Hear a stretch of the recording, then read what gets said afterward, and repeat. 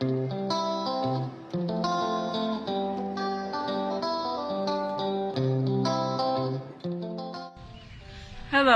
I'm Sara Alvarez with Manatee County Parks and Natural Resources.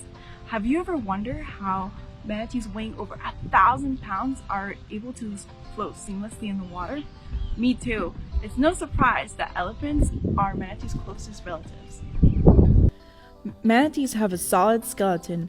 The ribs of the manatee are completely solid and have no bone marrow cavities.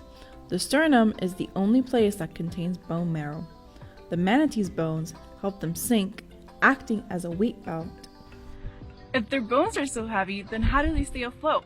Well, it has to do with density. Density determines whether something floats or sinks to the bottom.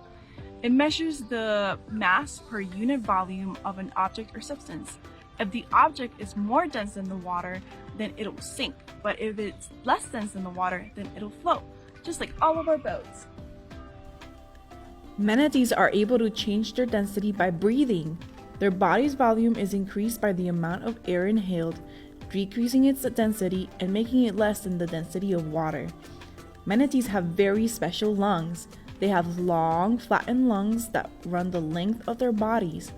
On an adult manatee, their lungs can be over 3 feet long and about 8 inches wide, but only 2 inches or less thick. Those are some big lungs. Additionally, they have not one, but 2 diaphragms, which doubles the speed with which they can fill their lungs. Let's do an experiment to test what we've learned. For this experiment, you will need 2 clear jars or 1 big clear container filled with water,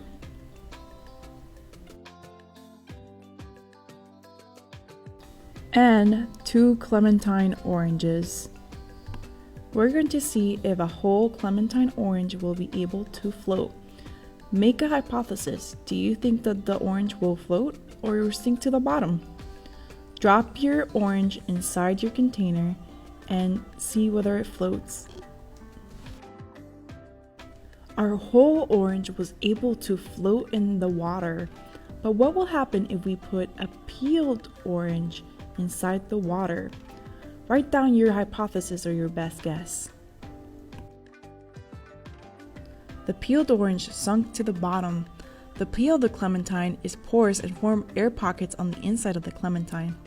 Like a manatee, this air increases the volume of the clementine and decreases its density, making it less dense than the water and allowing it to float. When the peel is removed, those air pockets are also removed, and even though the weight or mass are the same, the volume has decreased, making it more dense than the water and sinking. Fish are able to float not by breathing with their lungs like manatees, but because they have a swim bladder filled with gas. It contracts or expands with pressure to adjust gas levels and allow them to float. Let's do this ourselves.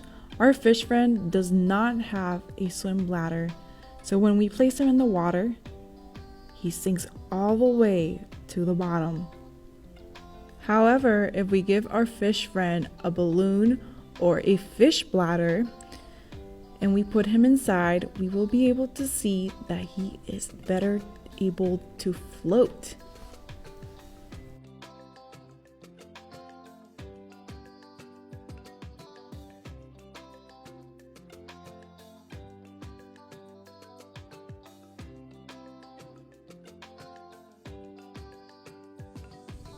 Dolphins are another mammal of the sea that must be able to float in the water. Unlike manatees and fish, they don't use air, but blubber or fat, which is less dense than water and able to float. Our dolphin friend doesn't have any blubber on his body, so when we put him inside the water, he's going to sink all the way to the bottom. However, if we give him some blubber, represented by the shaving cream, and place him on top, he'll be able to float quite easily.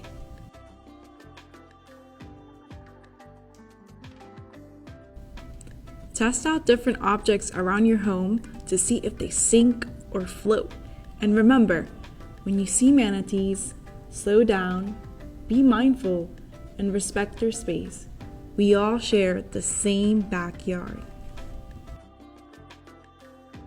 Thank you for tuning into Explorers Academy.